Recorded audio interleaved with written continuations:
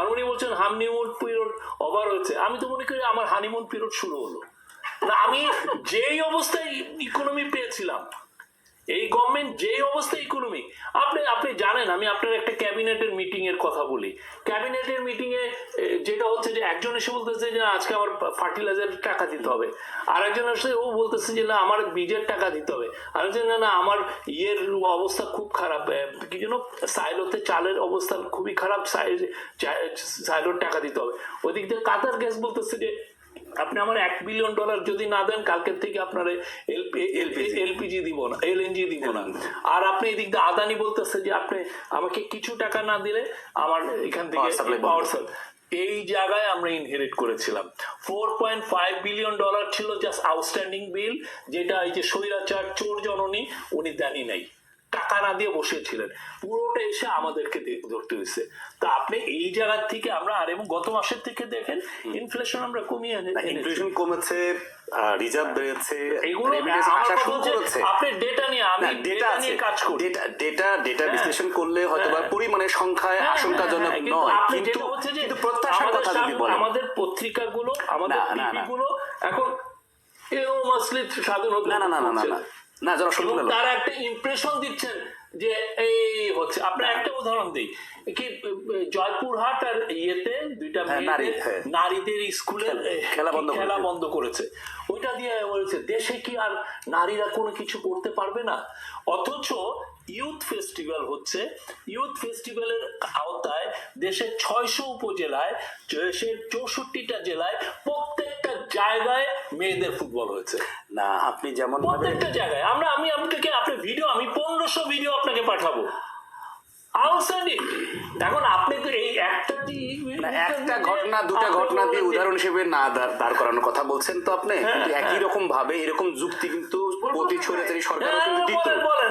কিন্তু আমার প্রশ্ন ছিল যে প্রত্যাশা, মানুষের প্রত্যাশা, যেটা মানুষের প্রত্যাশা ছিল যে নিত্য বড় বড় পার্টিগুলো মনে করছে যে গভর্নমেন্টকে চাপে রাখলে আমরা বুঝি অনেক পপুলার হব। সরি, আচ্ছা, আমরা যা করছি আমাদের মনে হয় যে গভর্নমেন্টের রাজনৈতিক দল তারা এক কথায় পপুলার হতে চায়। আপনি কি ইলেকশন করবেন? না আমি ইলেকশন করবেন না, তাহলে আপনি সরকারও নির্বাচন করবেন না। আমি যখন দেখি এই গভর্নমেন্টকে, ইন্টারিম গভর্নমেন্ট, যারা এভরিওয়ান দে আর ওয়ার্কিং। আজকে আপনি জানেন আমি কয়টা কাজ করেছি, আমি 1000 ওয়ার্ড লিখেছি কাজ করার জন্যই ওখানে গেছে। আজকে আমার ডে অফ। শেখ হাসিনা তো 23 ঘন্টা কাজ করতো, 2 ঘন্টা ঘুমাইতো। এগুলো তো কথা, কিন্তু বাস্তবতা 7 দিনের 7 এভরিডে কাজ হচ্ছে। কিন্তু এরা ভাবতেছেন কি এত সুন্দর একটা দেশকে ইনহেরিট করেছে, অথচ এরা পারছে না।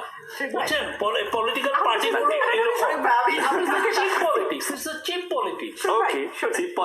পলিটিক্সে একটা বিষয় খুব গুরুত্বপূর্ণ, that is perception. Perception is reality. মানুষের পর্যবেক্ষণ কিরকম, মানুষের ধারণা কি আপনার সম্পর্কে। আপনি যদি আপাদমস্তক একজন খারাপ মানুষ হন, কিন্তু পাবলিক পারসেপশন যদি হয় আপনি অসাধারণ, পলিটিক্সে ওটাই আপনাকে মাইলেজ দেবে। আপনি যদি ব্যক্তি জীবনে একজন অসাধারণ ব্যক্তি হন, আপনার কাজকর্ম যদি অসাধারণ হয়, মানুষের যদি আপনার সম্পর্কে পারসেপশন হয় খারাপ, আপনার কিন্তু পলিটিক্সে ফেল করা অবধারিত। পারসেপশন তো ক্রিয়েট করে, পারসেপশন ক্রিয়েট করে। এখন তাহলে বলতে আপনি পারসেপশন তৈরি করেন। তাহলে আপনারা সেই পারসেপশন কেন ক্রিয়েট করতে পারছেন না? We have done, আপনি সত্যিকার অর্থে এই গভর্নমেন্ট যা আমাকে একটু বলতে দেন, আমাকে একটু বলতে দেন। হ্যাঁ, আপনি তো যথেষ্ট বলতেছেন, ক্রেডিট পাবেন আপনি, কোনো অসুবিধা নাই। কিন্তু আপনাকে তো মানতে হবে, আপনি খুনের কথা বলছিলেন, একটা রিপোর্ট প্রকাশিত হয়েছে 947 জন একেবারে রিপোর্টেড খুন গত 4 মাসে। আমি একটু বলি, গত 4 মাসে 967 জন খুন। একটু ধৈর্য ধরেন, আপনি দেখেন 4 মাসে 174টা সাম্প্রদায়িক সহিংসতা, 23 জনের মৃত্যু দাবি করছে হিন্দু বৌদ্ধ খ্রিস্টান ঐক্য পরিষদ। 80টি মাজার ভাঙা হয়েছে গত 4 মাসে।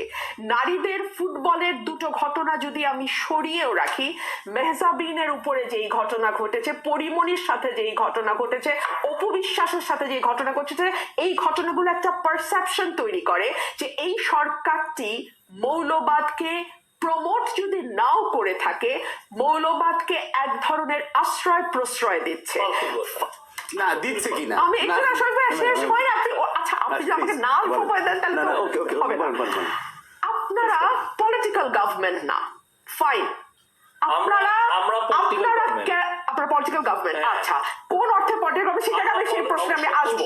আচ্ছা কোন অর্থে আপনারা কি ইলেকশন করতে যাচ্ছেন? কারণ সম্প্রতি প্রধান উপদেষ্টা যা বলেছেন সেটা নিয়েও বহু প্রশ্নের জন্ম হয়েছে, আমি সেইখানেও আসবো।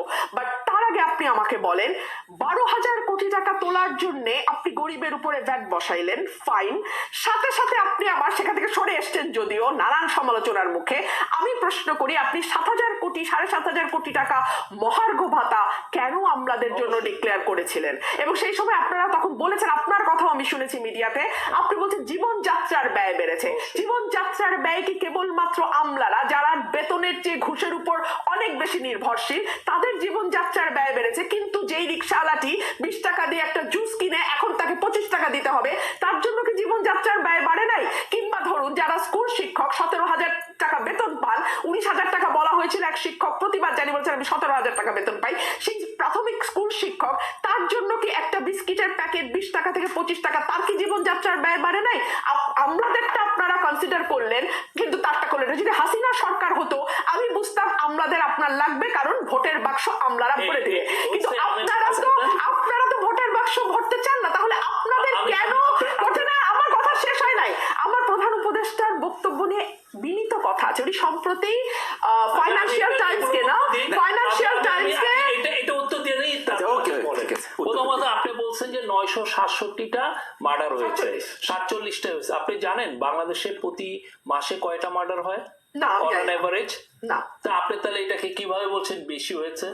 পত্রিকা রিপোর্ট বলছে আপনি তুলনামূলক চিত্রটা কি? তুলনামূলক চিত্রটা আপনি দেন না। আপনি গত বছর 1000টার উপরে মার্ডার হয়েছে। আচ্ছা এখন 47 এটা কমেছে। এটা 4 মাস। এই যে আমি তো বলছি কমেছে। আপনি ডেটা চান, আপনাকে আমি ইয়েতে পাঠিয়ে দিব, কি জানো, হোয়াটসঅ্যাপে পাঠিয়ে দিব। তারপরে আপনি 164-74টা আপনি কার কোট করছেন আপনি জানেন? হিন্দু, বৌদ্ধ, খ্রিস্টান, বৌদ্ধ কাউন্সিল। এরা কি করেছে জানেন? এরা কি করেছে? এরা বলেছে যে বাংলাদেশের 4ই আগস্ট থেকে 20 আগস্ট পর্যন্ত 9 জন মারা গেছে। সেটা নিয়ে নেত্র নিউজ এবং সমকাল রিপোর্ট করেছে 9 জনের কথা। ওরা দেখেছে 8 জনের যে মৃত্যু, 8 জনের মৃত্যুর মধ্যে কোনো রিলিজিয়াস মোটিভেশন নাই। আর এই যে 23 জনের যে কথা বললো, এই 23 জনের যে যারা মারা গেছে, 23 জনের এদের মধ্যে বেশি অনেকে আছে আত্মহত্যা করেছে। আপনি তাহলে বাংলাদেশে যে কোনো হিন্দু মারা গেলেই ওরা বলে ফেলে যে এটা কমিউনাল ভায়োলেন্স হয়েছে।